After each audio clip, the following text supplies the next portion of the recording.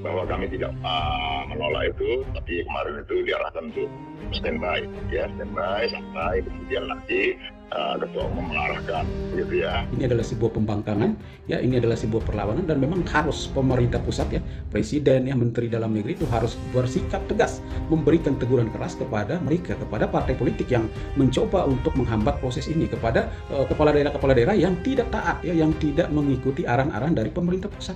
Itu harus ditegur keras ya, supaya apa? Supaya ini adalah sebuah proses pembelajaran ya. Jadi dalam waktu-waktu ke depan itu jangan ada lagi seperti ini.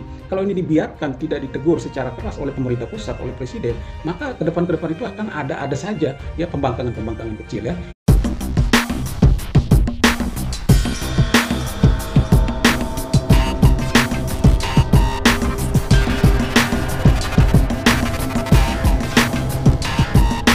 Halo, selamat datang di channel Radar Demokrasi, tempat omong-omong politik dengan cara yang asik ya. Di sini kita akan bahas hal yang seru-seru tanpa bikin pusing. Ayo ambil bagian dalam keseruan ini dengan cara like, comment, subscribe, dan nyalakan lonceng notifikasi. Mantap. Oke, sahabat Radar Demokrasi sekalian, kali ini kita akan mereaksi ya atau mengomentari sebuah video ya terkait dengan keputusan yang diambil ya atau kebijakan yang dilakukan oleh Partai Demokrasi Indonesia Perjuangan yang menurut saya dan juga menurut banyak orang ini adalah sebuah keputusan atau kebijakan yang sangat konyol, yaitu Ketua Umum ya atau Partai Demokrasi Indonesia Perjuangan melarang kader-kadernya yang merupakan kepala daerah terpilih yang sudah dilantik untuk ikut atau terlibat dalam kegiatan retret yang diselenggarakan oleh pemerintah. Ini saya kira memang sebuah kebijakan yang konyol ya, karena mereka ini kan kepala daerah ya. Mereka harus bertanggung jawab kepada presiden. Mereka harus selalu berkoordinasi dengan presiden, dengan pemerintah pusat, bukan dengan partai. Jadi partai ini kan harusnya tidak punya kewenangan untuk mengatur kepala daerah, apalagi ini kaitan dengan proses kerja-kerja pemerintahan. Tidak ada hubungan. Jadi ini saya kira memang kebijakan yang sangat konyol ya. Oke, sahabat Radar Demokrasi sekalian, kita coba coba dengarkan dulu video berikut ini dan setelah itu kita komentar ya, kita kritisi ya. Bang Masinton Pasaribu selaku politikus PDIP sekaligus Bupati Tapanuli Tengah. Selamat pagi, Bang Masinton. Selamat pagi, Bang. Ya, selamat pagi, Bung Philip, Mbak Kumala, dan Pak Tangi. Selamat pagi. Wah, pagi, Bang Masinton. Baik, saya langsung aja nih kita ke Bang Masinton, Bang. Semua udah kumpul, udah ketemu malam tadi gitu ya. Tunggu apa lagi, Bang, untuk hadir di Magelang? Ya, pertama kami menunggu arahan lanjutnya ya.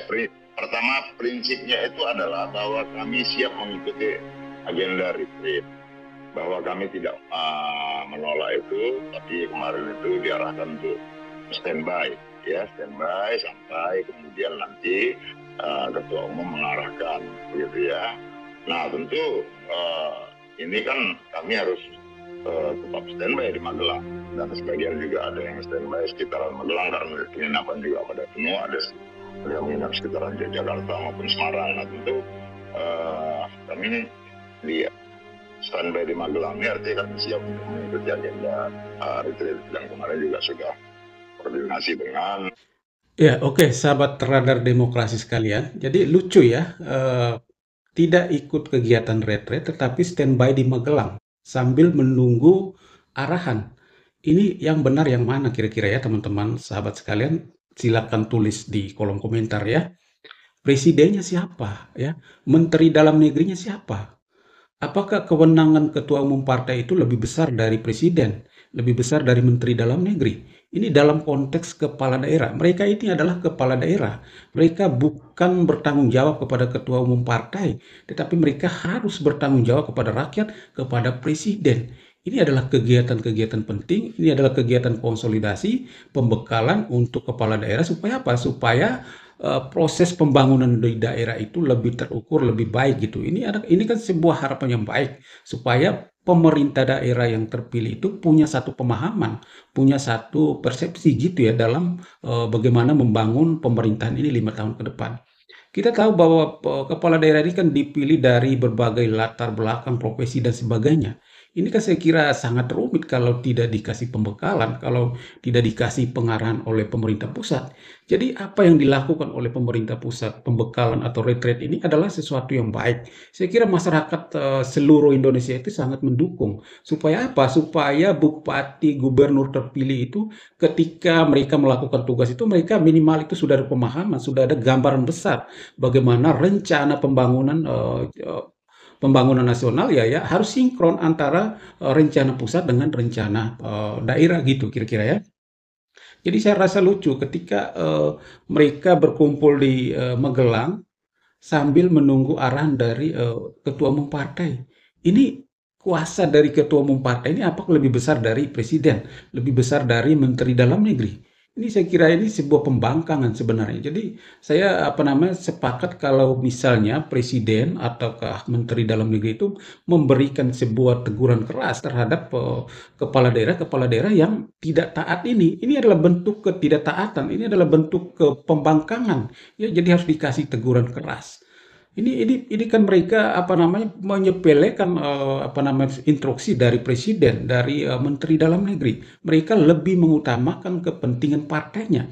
Padahal posisi mereka ini kan bukan lagi sebagai oke lah mereka sebagai anggota partai, tapi sekarang mereka harus bertanggung jawab kepada rakyat. Mereka juga harus bertanggung jawab kepada presiden, tentu kepada menteri dalam negeri, karena mereka ada dalam satu sistem gitu. Ya, jadi ini sebuah peristiwa konyol ya.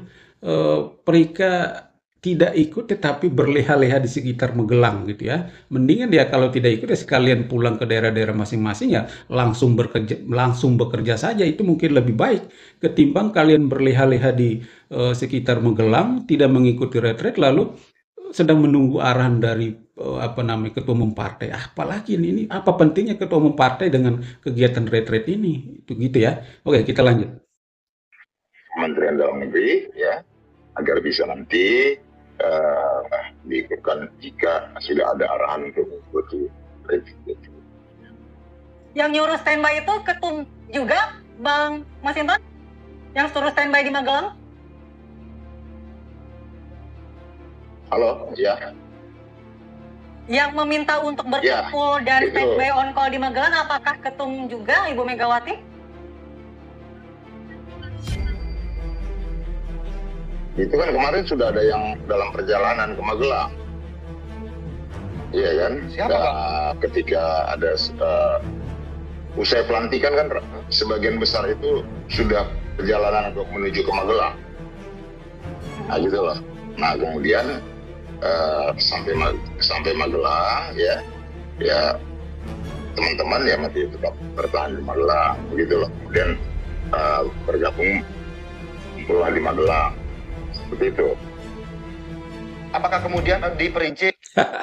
Ya, yang pertama saya kira kita perlu kritis itu adalah kenapa Menteri Dalam Negeri atau kenapa utusan Kementerian Dalam Negeri itu harus semacam melakukan negosiasi dengan mereka.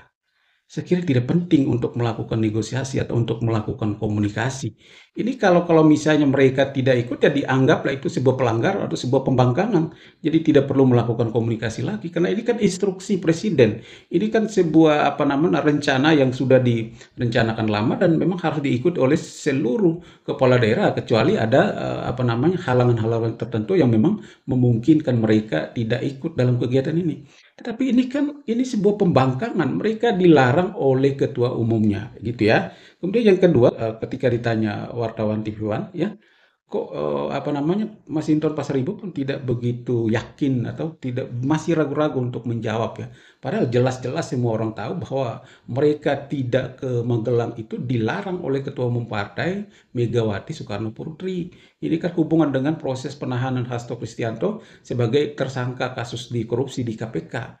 Jadi ini kan lucu, ini konyol betul ya. Jadi kepentingan masyarakat bangsa itu hanya ditukar dengan seorang Hasto Kristianto gitu ya. Jadi apakah negosiasi yang dilakukan oleh Menteri Dalam Negeri, lalu apakah komunikasi politik yang dibangun oleh Megawati dan Prabowo, katakanlah apakah Megawati menghendak supaya Hasto Kristianto dibebaskan, lalu kepala daerah ini akan mengikuti retret gitu. Ini saya kira konyol gitu ya.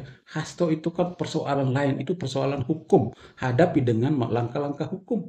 Ya, kalau mereka ini kan kepala daerah, mereka ini harus bertanggung jawab kepada rakyat dan mereka juga harus bertanggung jawab kepada pemerintah pusat, dalam hal ini presiden, menteri dalam negeri dan sebagainya.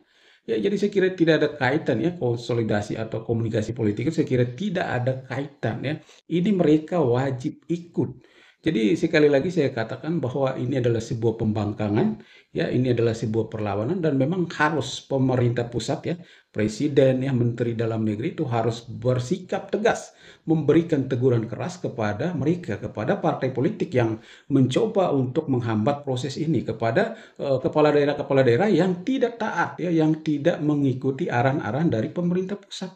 Itu harus ditegur keras ya, supaya apa? Supaya ini adalah sebuah proses pembelajaran ya. Jadi dalam waktu-waktu ke depan itu jangan ada lagi seperti ini. Kalau ini dibiarkan tidak ditegur secara keras oleh pemerintah pusat, oleh presiden, maka ke depan itu akan ada saja ya pembangkangan-pembangkangan kecil ya. Jadi saya berharap pemerintah pusat ya, Presiden Prabowo dengan segala perangkatnya ya tegur keras ya. Yang pertama, tegurlah Partai Demokrasi Indonesia Perjuangan ini karena ini adalah sebuah kebijakan yang konyol yang menghambat proses pembangunan.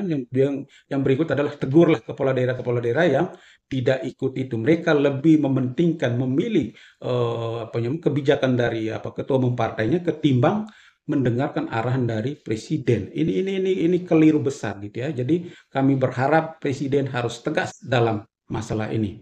Mantap, salam demokrasi.